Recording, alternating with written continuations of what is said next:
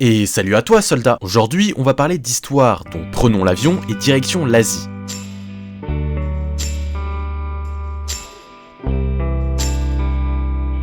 J'ai dit l'Asie, pas l'Afrique, bon sang. Allons plus particulièrement en Chine, et non ça sera pas la cité interdite à Pékin ou même la muraille de Chine qui nous intéresse, mais plutôt l'armée en terre cuite de l'empereur Qin. Allez c'est parti, intro.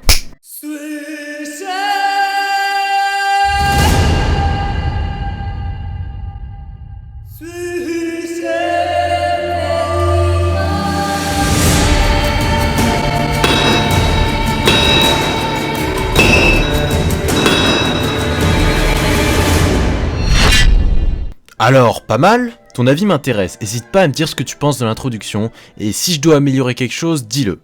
Donc maintenant, aventurons-nous dans la région du Shaanxi, dans le mausolée de l'empereur Qin.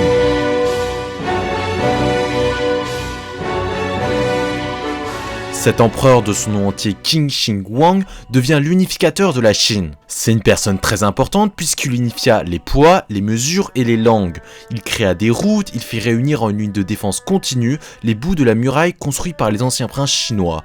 Il fut l'empereur fondateur de la dynastie Qing. La légende raconte que c'est par son nom que le mot Chine a été créé, car Qing se prononce en chinois Qin. Bon, ça montre assez bien que c'est une personne somme toute assez importante. Et c'est dans les fosses du mausolée que se trouve l'armée de terre cuite qui a été créée en 246 avant Jésus-Christ. Je le rappelle au cas où, mais un mausolée selon Wikipédia est un monument funéraire de grande dimension. Il doit son nom au gouverneur nommé Mosul de la province de Kari en Asie mineure, qui, au 5e siècle avant Jésus-Christ, s'était fait construire un tombeau monumental, le mausolée d'Halicarnasse, considéré comme l'une des 7 merveilles du monde. Il faut savoir que l'armée en terre cuite rassemble à l'origine plus de 8000 statues, mais que seulement 1500 ont été restaurées et que le reste, il est en morceaux sous terre. Il faut savoir que ces 1500 soldats sont répartis en plusieurs fosses, et il y en a au total 7 fosses. Dans ces soldats, il y a des officiers, des fantassins, des fonctionnaires, des arbalétriers et des acrobates. Il y a des cavaliers, des chars de chevaux, des vases, des animaux, donc c'est quelque chose qui est très complet, il n'y a pas que simplement des soldats faits en 5 minutes. Justement, chaque soldat est unique, les vêtements et les coupes de cheveux varient, mais également les traits du visage, les expressions, les attitudes et même la taille des soldats est variable. Donc quand je parlais des soldats faits en 5 minutes, c'était une blague bien sûr. Le mausolée de l'empereur est donc un véritable chef-d'œuvre pour l'époque. Au départ, on n'a pas découvert des soldats, hein. Bah oui, ça aurait été trop facile sinon. Les premières découvertes ont été des fragments de guerriers et des pointes de flèches en bronze. Ils ont été découverts par 5 frères qui cherchaient à la base un puits. Les 2 choses surprenantes dans l'histoire sont que la découverte de ce monument si prestigieux a été le fruit d'un pur hasard et de coïncidence, car creuser un puits et tomber sur ce qui reste d'un trésor du passé, faut le faire quoi. Et l'autre chose impressionnante, c'est que la découverte des soldats en terre cuite, ça s'est passé en 1974 quoi, donc plus de 2000 ans après. Mais le pire dans tout ça, c'est lorsque les paysans découvrent les pointes de flèches et les briques, ça les attire pas, ça n'éveille aucune curiosité ou questionnement. Donc ils jettent les briques au coin du champ, mais ils gardent les flèches pour les revendre à l'agence commerciale. Et de fil en aiguille, plusieurs paysans se sont mis à trouver d'autres fragments, ce qui a permis de mettre au courant le responsable de la maison de la culture, qui racheta tous les fragments. Ah, lui il avait compris qu'il y avait anguille sous roche. La construction de l'armée de terre cuite débute en 246 avant Jésus-Christ pour s'achever en 210, date à laquelle le premier empereur Qing fut enterré.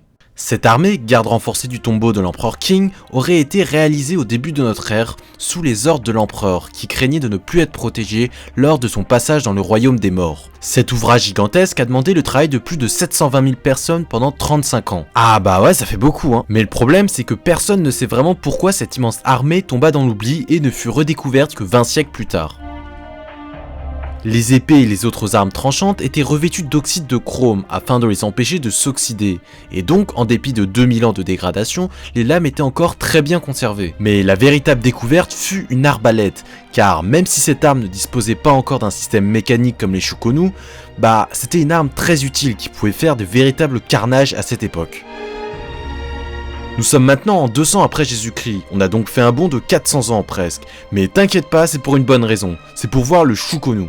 Quoi, tu sais pas ce que c'est? Eh bien, le Shukonu est une véritable arme de guerre et de destruction. C'est l'arbalète chinoise à répétition. Sa puissance et son efficacité résident dans le fait que lorsqu'un carreau est tiré, un second carreau venait automatiquement remplacer le premier, et ainsi de suite jusqu'à ce que le chargeur d'une dizaine de carreaux soit vide. Mais c'est pas fini, cette arme a été si puissante et efficace qu'elle a été utilisée pendant près de 13 siècles. Elle a été remplacée par les arquebuses, les premiers fusils quoi. Bon, en même temps, c'est difficile de lutter contre les armes à feu. Donc c'est excusable, chef. Bon bah, je pense qu'on a fait le tour, hein. Bah, demain c'est lundi, hein, faut rentrer maintenant. Et comme d'habitude, voici un petit récap de la vidéo.